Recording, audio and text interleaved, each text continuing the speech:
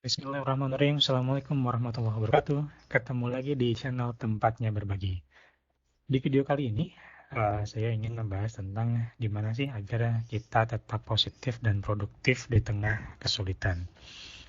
Di antara teman-teman mungkin ada yang sedang gundah gulana, mungkin juga ada yang sedang galau, mungkin juga ada yang sedang stres, mungkin juga ada yang merasa beban pekerjaannya kian hari kian berat. Ada juga mungkin yang merasa masa depannya, karirnya, seakan nggak tahu nih mau dibawa ke arah mana. Dan mungkin juga banyak masalah-masalah lain yang membuat hidup terasa sulit dan juga terasa berat. Nah, mari kita bahas gimana sih tips dan kiat-kiatnya agar tetap positif dan produktif di tengah kesulitan-kesulitan yang kita hadapi tersebut. Ada 7 kunci yang harus kita ingat dan kita pahami. Apa itu? Kunci yang pertama adalah kita harus yakinkan diri bahwa tidak ada ujian yang melebihi kemampuan kita. Jika kita merasa belum mampu, maka yakinkanlah bahwa kita akan dimampukan untuk menghadapi dan menyelesaikannya. Nah, ini sudah dijelaskan oleh Allah Subhanahu wa taala dalam Quran surat Al-Baqarah ayat 286 yang artinya Allah tidak membebani seorang melainkan sesuai dengan kesanggupannya. Dalam ayat lain, Quran Surat An-Nur ayat 32, dan nikahkanlah orang-orang yang masih membujang di antara kamu, dan juga orang-orang yang layak menikah dari hamba-hamba sayamu, yang laki-laki dan perempuan.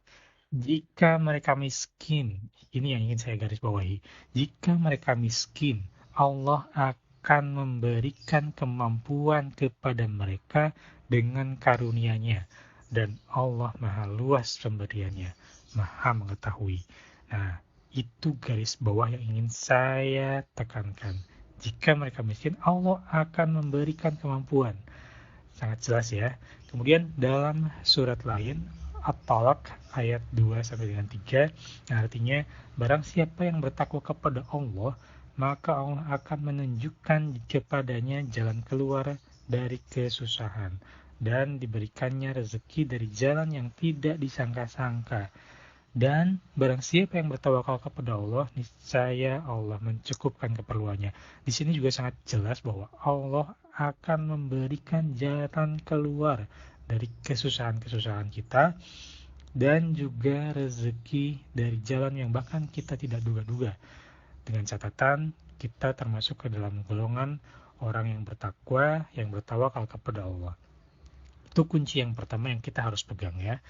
Kemudian kunci yang kedua, kita harus yakin juga bahwa bersama kesulitan itu pasti ada kemudahan, pasti ada jalan untuk kita menghadapinya. Sebagaimana dijelaskan dalam Quran Surat Al-Insyirah ayat 5, sesungguhnya beserta kesulitan itu ada kemudahan. Dalam kunci yang kedua ini kita harus betul-betul yakin. Kita harus betul-betul berpikir positif bahwa bersama kesulitan yang kita hadapi itu pasti ada jalan, ada kemudahan yang akan kita hadapi, yang akan kita dapatkan pula. Oke, kunci yang ketiga di sini adalah bagaimana kita bersemangat bersungguh-sungguh dalam berusaha. Allah menyukai hambanya yang bersungguh-sungguh dalam berusaha. Sebagaimana dalam hadis riwayat Baihaqi, Rasulullah menerangkan, sesungguhnya Allah mencintai seseorang di antara kalian yang jika bekerja, maka ia bekerja dengan baik. Dalam hadis lain, riwayat Muslim, semangatlah dalam hal yang bermanfaat untukmu. Mintalah tolonglah kepada Allah dan jangan malas atau patah semangat. Jangan malas, jangan patah semangat. Dalam riwayat lain, sesungguhnya Allah suka pada hamba yang berkarya dan terampil, profesional, atau ahli. Barang siapa yang bersusah payah mencari nafkah untuk keluarganya, maka dia serupa dengan seseorang mujahid di jalan Allah Azza wa Jalla. Ini sangat jelas sekali bahwa selain kita harus punya keyakinan bahwa di samping kesulitan yang kita hadapi adalah sesuai dengan takaran kita, bahwa bersama kesulitan itu pasti ada kemudahan, kita juga harus bersungguh-sungguh dalam berusaha dalam berikhtiar. Kunci yang keempat, kita juga harus ingat bahwa setiap amanah yang kita pegang, yang dititipkan pada kita, tugas dan tanggung jawab dan kewajiban apapun, segalanya akan dimintai pertanggungjawaban. Sebagaimana dalam sabda Rasulullah, tidaklah bergeser kaki seorang hamba pada hari kiamat sampai dia ditanya tentang ilmunya, tentang umurnya, itu digunakan untuk apa, tentang hartanya, di mana, dari mana dia dapatkan dan kemana dia keluarkan, dan tentang tubuhnya untuk apa ia gunakan. Sangat jelas sekali bahwa setiap usia, setiap hari yang kita lalui, setiap ilmu yang ada pada diri kita, setiap harta yang kita punyai, setiap anggota tubuh kita itu akan dimintai pertanggungjawaban. Jangan pernah sia-siakan untuk melakukan hal-hal yang tidak produktif, hal-hal yang negatif. Kemudian dalam Quran surat Al-Qiyamah, terangkan juga, apakah manusia mengira bahwa dia akan diberikan begitu saja, akan dibiarkan begitu saja tanpa pertanggungjawaban. Ini adalah sebuah peringatan bahwa kita akan dimintai pertanggungjawaban kelak. Dalam surat lain, pada hari ketika kita dibangkitkan Allah semuanya, lalu diberitakannya kepada mereka apa yang telah mereka kerjakan. Allah mengumpulkan catatan amal perbuatan itu, padahal mereka telah melupakannya. Dan Allah Maha menyaksikan segala sesuatu. Ini sangat jelas. Ini menjadi peringatan untuk kita, menjadi pengingat untuk kita bahwa setiap amalan, setiap apa yang kita lakukan dan kita perbuat itu dicatat oleh Allah, sehingga suatu saat akan dimintai pertanggungjawabannya kepada kita. Kunci yang keempat. Jadi jangan pernah sia-siakan setiap usia, setiap ilmu, setiap harta yang kita punya, setiap anggota tubuh kita. Jangan pernah sia-siakan untuk melakukan hal yang negatif. Lakukan untuk hal yang positif, lakukan untuk hal yang produktif, karena itu akan dipertanggungjawabkan oleh Allah di hari akhir nanti. Kunci yang kelima, sebaik-baik manusia adalah yang paling banyak manfaatnya. Ini sabda Rasulullah SAW. Sangat jelas sekali, ini Rasul mengajak kita untuk membangun semangat untuk saling memberi manfaat, untuk saling memberikan kebaikan, saling memberikan support satu sama lain, sehingga kita satu sama lain bisa saling memberikan manfaat, saling merasakan kebaikan. Kunci yang kelima. Kunci yang keenam, kita juga harus yakin bahwa setiap amalan positif, setiap apapun yang kita lakukan tidak akan pernah sia-sia. Bahkan sekecil apapun itu pasti akan berbuah baik, berbuah hasil yang positif untuk diri kita. Bayangkan jika kita sedikit saja berbuah hasil yang positif, hasil yang baik untuk diri kita, bagaimana kita berbuat sebanyak-banyaknya? Pasti akan banyak pula hal positif, hal yang baik yang akan berbalik kepada kita. Sebagaimana dalam Quran surat Al-Zalzalah, barang siapa yang mengerjakan kebaikan seberat zarah, niscaya dia akan melihat balasannya. Begitupun sebaliknya.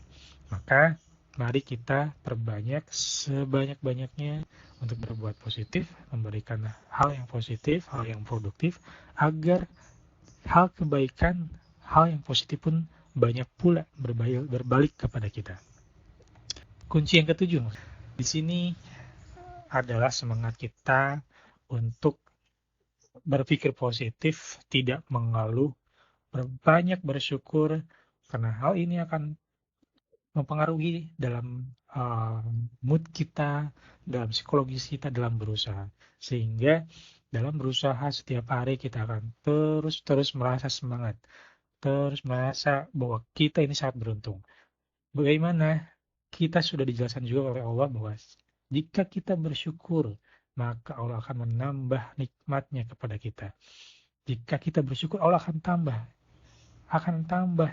Jadi setiap karunia yang sudah Allah berikan, bayangkan kita sekarang sehat, sekarang kita bisa berpikir dengan baik, kita bisa berkarya, kita bisa mempunyai ini itu. Kita harus bersyukur, karena dengan kita bersyukur, kita akan tenang, dan Allah pun akan menambah nikmat kita. Dan Rasul melarang kita untuk melihat, membandingkan apa yang kita punya dengan orang lain. Sebagaimana dalam hadis riwayat Muslim, lihatlah kepada orang yang di bawah kalian, jangan melihat orang yang di atas kalian. Karena yang demikian itu akan membuat kalian tidak meremehkan nikmat Allah yang diberikan kepada kita.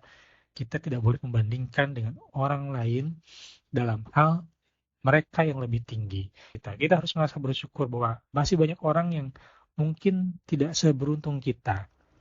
Kita harus bersyukur bahwa mungkin tidak banyak orang yang mendapatkan karunia yang Allah berikan sebanyak yang kita punyai. Kita harus bersyukur untuk itu. Nah, kemudian Allah juga menerangkan bahwa jika kita menghitung nikmat Allah, maka tentunya kita tidak akan pernah bisa menghitungnya, tidak akan pernah bisa menentukan berapa jumlahnya. Sekarang bayangkan kita semua hitung jumlah karunia, jumlah nikmat yang Allah berikan mulai dari kita dalam kandungan sampai dengan sekarang kita hidup. Sudah berapa triliun, berapa bilion yang kalau diuangkan itu nilainya pasti kita tak akan pernah bisa menghitungnya. Mungkin seisi dunia pun kita tak akan bisa membayar itu semua. Ya, itu 7 kunci yang harus kita pegang, kita harus pahami, kita harus yakin bahwa setiap ujian yang kita hadapi ini udah pasti sesuai dengan kesanggupan kita, bahkan Allah sudah menjanjikan kita akan diberikan kemampuan untuk menghadapinya.